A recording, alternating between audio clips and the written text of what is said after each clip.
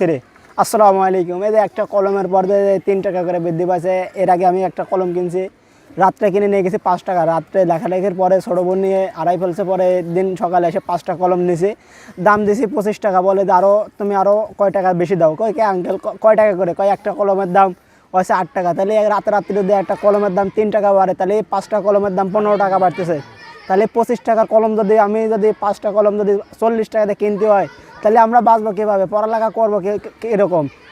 এই সরকার চাউলের দাম, পাটের দাম, সব তার দাম কমাচ্ছে। এই যে চাউলের দাম অনেক বাড়াইছে, কিন্তু পাট, ধান, পেঁয়াজ এটা বিক্রির সময় তো দাম নাই। আমরা গরিব মানুষের ছেলেবেলে পড়ালেখা করতে অনেক অসুবিধা হয়। যদি কলম, বই, খাতা, তারপরে কোচিং ফি যদি এত বেশি বাড়ে, তাহলে আমরা কীভাবে পড়ালেখা করব? গণপ্রজাতান্ত্রিক বাংলাদেশ সরকার আমাদের দিকে একটু তাকায় না কেন? না, এই যে আমাদের কলমের দাম যে এত বাড়েছে, আমরা তো বড় লোকের ছেলেবেলে না, এমপি, মন্ত্রী, ম্যাজিস্ট্রেট, ওবায়দুল কাদের, শেখ হাসিনার ছেলের তো না। আমরা একদম খেটে খাওয়া গরিব, অসহায়, মেহনতি মানুষের ছেলে। সরকার যদি কলমের দাম কমিয়ে 5 টাকার রেটের জায়গা যদি 4 টাকা করে, আমাদের পক্ষে ভালো হয়। কিন্তু একটা কলমের পর যেহেতু যখন 3 টাকা বৃদ্ধি পাইছে, তাহলে তো আমাদের একদিন কি 2 দিন পর পরে আমাদের কলম লাগে। একটা কলমের দাম যদি 8 টাকা হয়, তাহলে একদিন 2 দিন পর পর কীভাবে কিনবে কলম?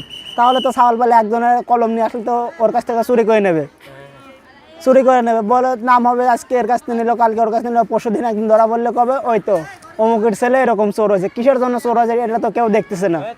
ওর বাবার সামর্থ্য নেই, পড়ালেখা করাতে পারতে না, কলমের দাম দিতে পারতেছে না বলেই একজনের তা নিয়ে পড়ালেখা করতেছে। এটা তো মানুষ বুঝে না। এটা যদি মানুষ বুঝতো, তাহলে তো সরকার তো কলমের দাম এত বাড়াতো না। এই যে পেট্রোল, ডিজেল এত দাম বাড়াইছে, আরও 2 টাকা পেট্রোলে বাড়াতো, 3 টাকা করে বাড়াতো, কলমের দাম সীমিত রাখতো। কলম, খাতা, বই এসব তার দাম যেরকম বাড়াচ্ছে, তাহলে তো আমাদের আর পড়ালেখা করার মতো তো আর সুযোগ নয়। এদের কত ছেলেবেলে কলম কিনতে পারে না, একজন চুরি করে লেখে কী কামে? তার বাপ মা কিনে দেবার পারে না বলেই সে লেখে। আমার অত বেশি কোনো কথা না, আমার কথা একটাই, কলমের দাম কমাতে হবে। না হলে ছাত্রছাত্রী আর আমরা একই শক্তি বলে আর কেউ জয় বাংলা, জয় বঙ্গবন্ধু কেউ স্লোগান দেবে না। কেননা পড়ালেখায় যদি না হয়, তাহলে জয় বাংলা, জয় বঙ্গবন্ধু স্লোগান কীভাবে দেবে? কেউ থাকবে কাজে কর্মে ব্যস্ত, অনেক দিক নানা দিক ব্যস্ত থাকবে। তাও যত কথাই বলি, কলমের দাম না কমালে ছাত্রছাত্রীর আর ভালো হচ্ছে না। আসসালামু আলাইকুম।